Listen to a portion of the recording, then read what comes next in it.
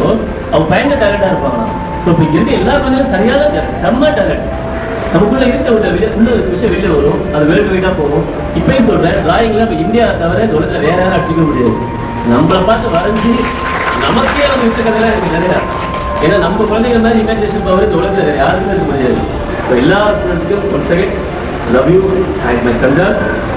என்னை இன்வைட் பண்ணுறதுக்கு சுதாமனுக்கும் நாட்டுக்கும் தேங்க்யூ ஸோ மச்.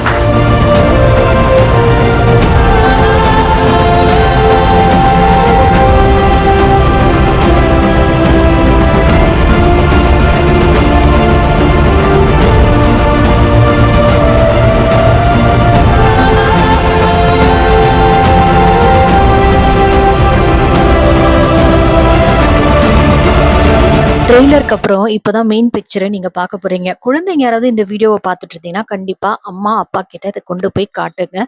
உங்க வீட்ல ஆண் குழந்தையோ இல்ல பெண் குழந்தைகளோ இருந்தா கண்டிப்பா இந்த வீடியோவை பாருங்க, உங்களுக்கு பயனுள்ளதா இருக்கும். உங்க குழந்தையோட எதிர்காலம் எதுவா வேணா இருக்கட்டும்ங்க. உதாரணமா மருத்துவரா இருக்கலாம், architecture, fashion designer, tattoo designer, or cinema கூட எடுத்துக்கோங்க. இல்லைன்னா ப்ராடக்ட் டிசைனிங்கா இருக்கலாம். இப்படி எந்த படிப்பை நீங்க எடுத்துக்கிட்டாலும் பெரும்பாலும் ஓவியம் ரொம்பவே முக்கியமானதா தான் கருதப்படுகிறது. சிறு வயதிலேயே அவங்க அதை கத்துக்கிட்டாங்க அப்படின்னா அவங்க அதுல தனித்திறமைய வெளிக்கொண்டு வர முடியும்.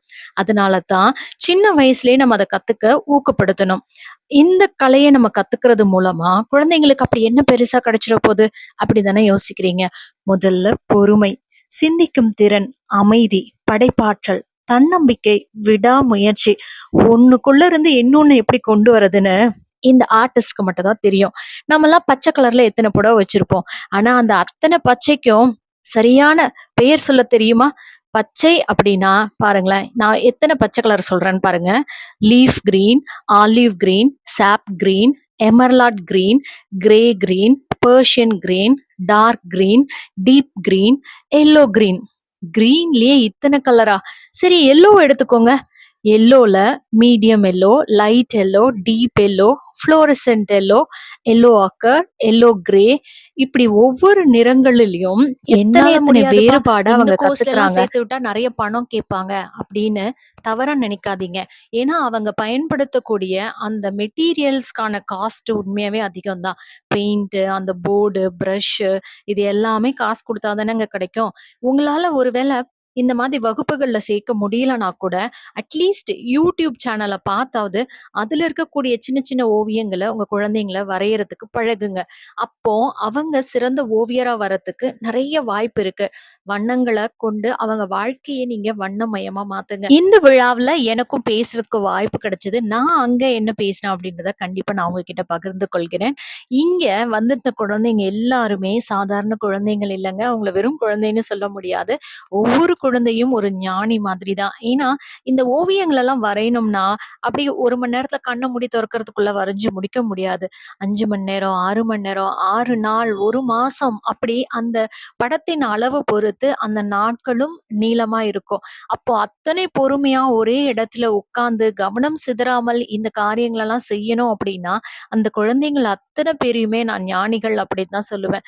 எங்கேயோ ஒரு காட்டுல போய் தவம் பண்ற அந்த முனிவர்களுக்கு இருக்கிற அந்த பக்கம் வீட்ல இருக்கக்கூடிய இந்த குழந்தைங்களுக்கு கட்டாயமா இருக்கு அப்படின்னு தான் நான் உணர்றேன். ஒரு குழந்தைய எப்ப பார்த்தாலும் நீங்க அவமானப்படுத்திட்டே இருந்தீங்கன்னு வச்சுக்கோங்களேன், நீ இது சரியில்லை, அது சரியில்லை, மத்தவங்க முன்னாடி நீங்க குறை சொல்லிட்டே இருந்தீங்கன்னா அது குற்றவாளி மாதிரி தாங்க நிக்கும். அது மாதிரி தான் வளர்ந்து நிப்பாங்க. எப்ப பார்த்தாலும் கேலி பண்ணிட்டே இருந்தா அவங்க ரொம்ப வெட்கத்தோட இருப்பாங்க. ரொம்ப குறை சொல்லிட்டே இருந்தீங்கன்னு வச்சுக்கோங்களேன், அந்த குழந்தை எல்லாத்தையும் வெறுக்கிறதுக்கு தான் அவங்க கத்துக்குவாங்க. ரொம்ப அடக்கி நீங்க ஒரு குழந்தைய வளர்த்தீங்கன்னா அவங்க அதிகமா சண்டை போடுவாங்க. நல்ல பாதுகாப்போடு வளர்க்கப்படுற ஒரு குழந்தை வந்து நல்ல நம்பிக்கையோட இருக்கும். நீங்க அடிக்கடி ஊக்குவிச்சுக்கிட்டே இருந்தீங்கன்னா அந்த குழந்தைக்கு மனசு ரொம்ப திடமா இருப்பாங்க. நிறைய புகழுங்க. உங்க குழந்தைங்க மிஞ்சின அளவுக்கு யாருமே இல்லைன்னு நிறைய புகழுங்களேன்.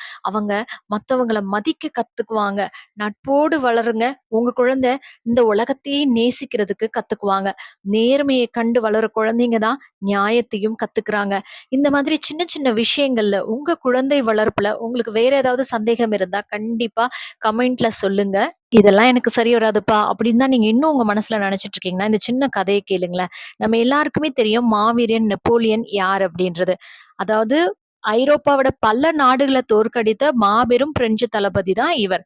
இவர் ஒரு முறை என்ன பண்ணியிருக்காரு, தன்னுடைய படைகள் எல்லாம் வழிநடத்தி கூட்டிட்டு போயிருக்காரு. எதுக்காகன்னா, ஆல்ப்ஸ் மலையை கடந்து அங்க அடுத்த நாடோட இவங்க போர் புரியணும் அப்படின்றதான் திட்டம். ஆனா பனி படர்ந்த அந்த உயர்ந்த சிகரங்களை எல்லாம் கொண்ட அந்த ஆல்ப்ஸ் மலையை இதுவரைக்குமே எந்த நாட்டு படையும் தாண்டி போனதே கிடையாது.